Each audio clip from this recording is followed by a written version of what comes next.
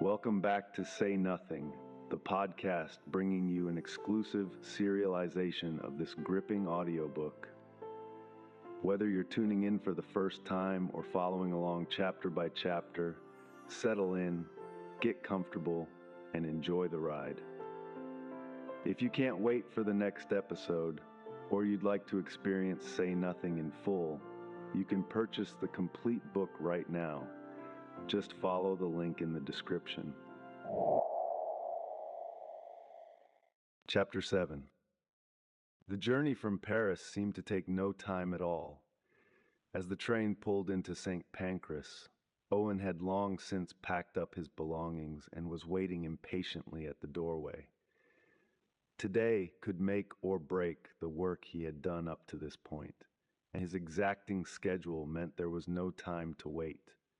Following the argument with Sarah that morning, he had vowed to return the same day, regardless of how late it would get him home. As the carriage doors opened, the buzz of the capital enveloped him. It had been almost a year since he had last been in London, but the rush always delivered a level of discomfort. Though Paris had an equally dense population, the city never had the same feeling as that of London. Only seconds after arriving, the dank, miserable atmosphere that seemed to weigh down the entire populace became apparent. The sooner I'm done, he thought, the sooner I can get out of here. Owen headed through the security barriers and down the escalators, a series of vibrations in his left trouser pocket alerting him to the delivery of his messages. His coverage on the train had been poor throughout the entire journey, so he had taken the opportunity to write and catch up on a little sleep. Since childhood, he had found the swaying of a vehicle soothing and hypnotic, as though he were an infant rocked by his mother. The serenity it brought was in stark contrast to everything going on around him. As fleeting as it was, he felt revitalized. Ordering a coffee and taking a seat in the station's branch of Starbucks, he addressed the messages on his phone, starting with replying to Sarah. It was sweet how, after all their time together, there was the need to check in with one another when apart. He reaffirmed his desire to be home that evening, and told her, as he did often each day, just how much he loved her. Unusually, there was also a text from Eloise. This particular message caused him to worry. Everything's okay, but make sure you're home tonight for S. What had happened, he wondered. Any sense of calm that had been restored during the journey from Paris quickly subsided. Owen took a minute to just sit and watch. There was nothing he could do to help Sarah now, so he pledged to keep his mind clear from worry. He watched as the usual cast of people passed through the station. There was the hectic executive wearing a suit, trainers, and a backpack, rushing nowhere fast for nothing important. Then there were even more self-obsessed executives who took life at their own pace, expecting anything and everything to accommodate their own needs. These were the ones that so irritated him and had led to he and Sarah moving abroad. How many of these people do anything that makes a difference, he thought. Everyone is so wrapped up in what they do, the corporate machinations of 21st century life, rendering people little more than a series of interchangeable automatons. The desire of making money for money's sake made him sick to the pit of his stomach. Perhaps it had something to do with his upbringing, but throughout his entire life, money had little value, not when there was suffering and loved ones in need. Money was abhorrent, accentuating the greed of individuals and enabling others to suffer delusions of grandeur. No matter how much you made, it was never enough, and no matter how much you had, you could never buy class and morals. Your monogrammed shirts and your personalized number plates would always belie who you really are. After the executives came the creatives and the students, all wide-eyed, attached to gadgetry and full of enthusiasm. Within a couple of years, the city and the state would reveal their true faces. Those who deserve something get nothing, and the wide, excited eyes would quickly become weighed down by the worries of survival. In the end, he thought, we all sell out and become who we hate. There's no way to avoid becoming a piece of the puzzle. As he continued to watch the steady stream of identical, interchangeable people glide past the window, he felt pity for them all. We all like to believe that we are individual and unique, but this couldn't be further from the truth. We're all raised to follow the same rules, ask and answer the same questions, do the same things. Our education teaches us what we need to know in order to become part of a system that needs to keep turning. Individualism and originality died long ago. In a way, he found it to be funny. Owen turned his mind to the matters in hand. He rang the number he had been given and waited. No answer. He tried a second time with the same result. A fear that the journey had been wasted came over him. Before he could process what to do next, his phone began to ring from an anonymous source. Tentatively, he took the call. Hello? Are you here? In London? The voice was deep and sounded somewhat muffled. It was as if it belonged to someone currently in the process of eating. Just arrived, St. Pancras. Where am I headed? London was a stranger to him now. Despite the years he spent studying and working in the city, he felt like an imposter. Get on Victoria to Seven Sisters. Call again when you arrive. With that, the phone was dead. Owen went back to his coffee and continued to gaze at the inhabitants of the station. Do you know why you're here? The voice boomed down upon him. Sat upright in a simple chair with hands bound behind his back, Pete had no energy to respond. His lower body was covered in urine, and his stomach felt twisted in knots. The stiffness in his back and legs caused excruciating burning throughout his body. The voice repeated, Do you know why you're here? Head bowed to one side, Pete mustered the energy to reply with just one word. No. He noted the English accent of his inquisitor, the same man that had stood before him the day previous just staring. At least it had felt like an entire day had passed. He was finding it impossible to tell how long he had been here.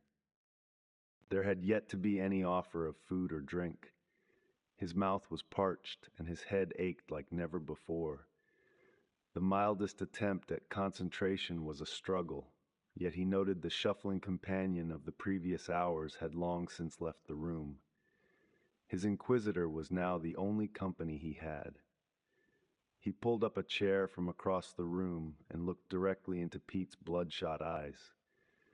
There was very little about him that made him discernible from anyone else. Try as he might, Pete could find little about this man that was unusual or memorable. Replacing the talking was his stare. It felt like his eyes were tracing a line around his body, scanning for weakness and looking for a telltale area ripe for exploitation. Pete sat as still as possible, determined not to give anything away. Then the Englishman spoke again. Do you read? It was a question Pete had not been expecting. He said nothing, so the Englishman continued. When I was young, I got into the horror and gothic works, poetry and such. I'm sure you're familiar with the name Edgar Allan Poe? Still, Pete offered nothing.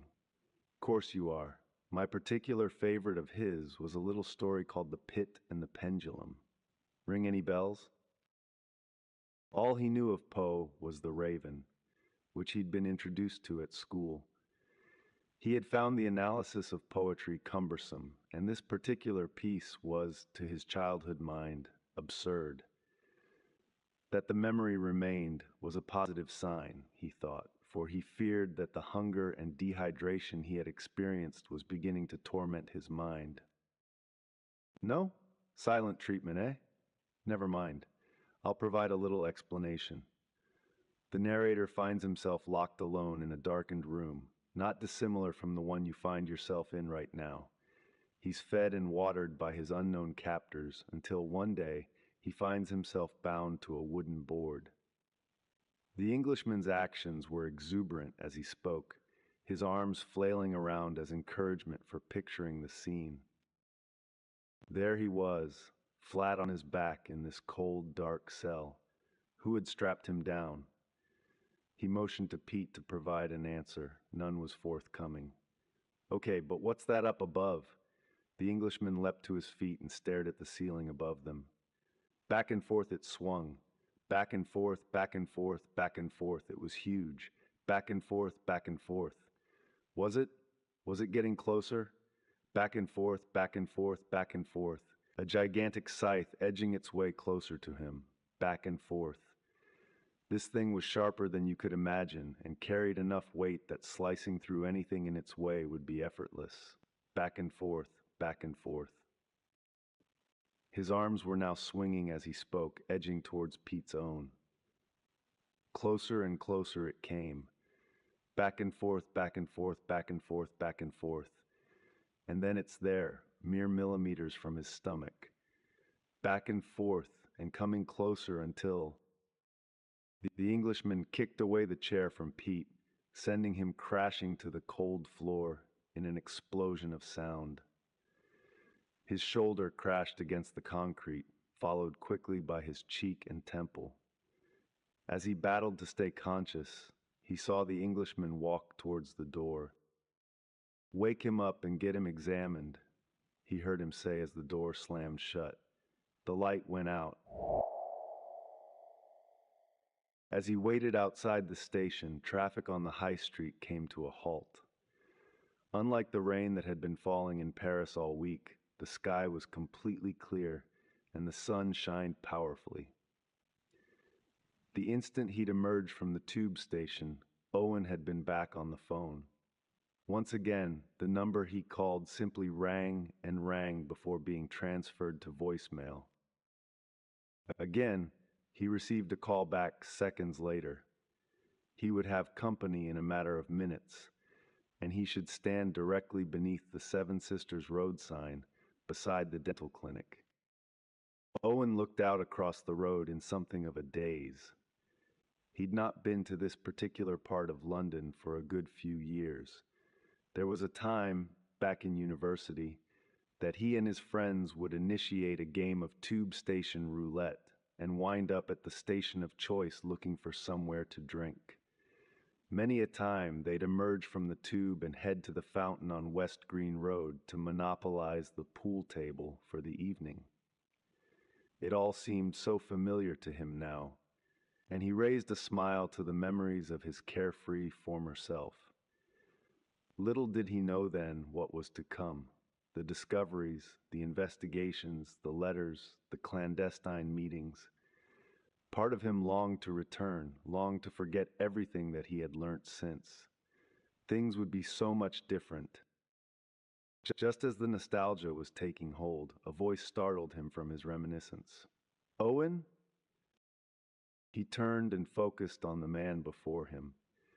The stranger was nothing like he'd expected.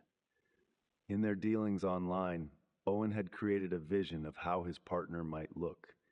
He imagined a tall, rugged, muscular figure, perhaps a disgruntled veteran of the armed forces, and someone who had seen his fair share of mistreatment. The manner of communication had been deceptive, yet the knowledge and passion he could determine through their past liaisons made him confident that this was someone with whom he had an affinity. Only now, as he came face to face with the short, thick-bearded, scruffy man before him, did Owen sense he had made a mistake. Whether his disappointment was clear or not, he tried to make the best of the surprise and thought that the least he could do was give him a chance. "Yes, hi, Sam." He reached out his hand to shake, but there was no reciprocation forthcoming. "Come with me. We should talk somewhere private." With his laptop bag over his shoulder, Owen followed his companion, already pacing quickly ahead of him.